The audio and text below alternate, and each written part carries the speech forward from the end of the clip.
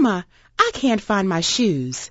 That's what I heard as the bus pulled away from our Roanoke home that Monday morning without my sons.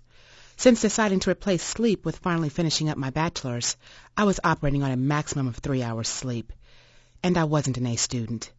While dropping the kids off, I was treated to 15 minutes per child listening to their teachers tell me how they were having too much fun in class. I felt like a failure as a single mom. And then rolling at breakneck speed across town, I arrived at work only to be accosted at the door by multiple emergencies that I couldn't fix. I felt like a failure at work. I wanted to cry before the day had even begun. I could feel the sting of reality and the tears trying to pour out of the corners of my eyes.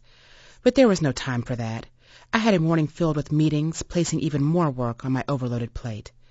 I needed a break, or I was going to break.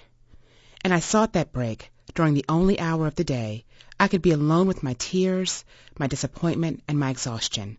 My lunch break. I set forth that day without direction, determined to find somewhere I could sit in my car, gather my strength, calm my nerves with music, and give myself the permission and space I needed to break down and build up. And just when I realized I was lost, the sound of water coming from Mason Mill Park took the wheel and tucked me into a parking spot. I felt instant calm looking at this picture-perfect breath of nature in the middle of the city. No longer content to just sit in the car, I ventured out with my MP3 player and proceeded to have my first experience in a long relationship I shared with Mason Mill. It became a source of renewal and calmness in my life.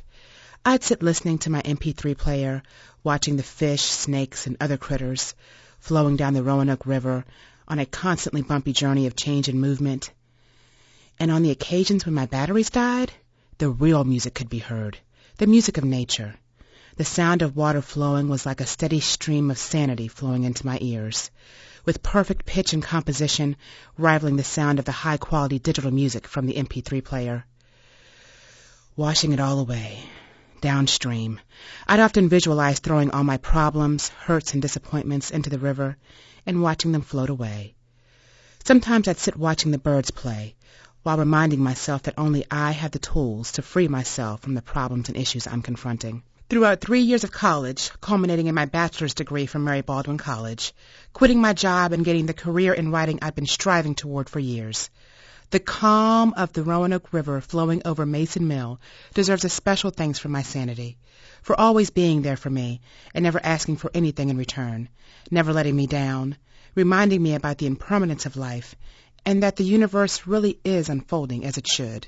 And I'd like to send a wish out to anyone who's in the midst of personal turmoil that they too find a place of solitude to provide relief when reality's bite starts to sting.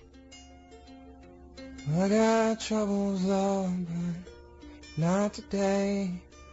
'Cause they gonna wash away. They gonna wash away.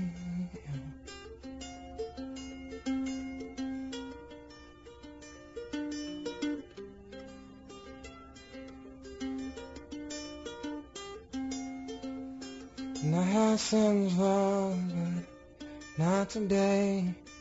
'Cause they're gonna wash away.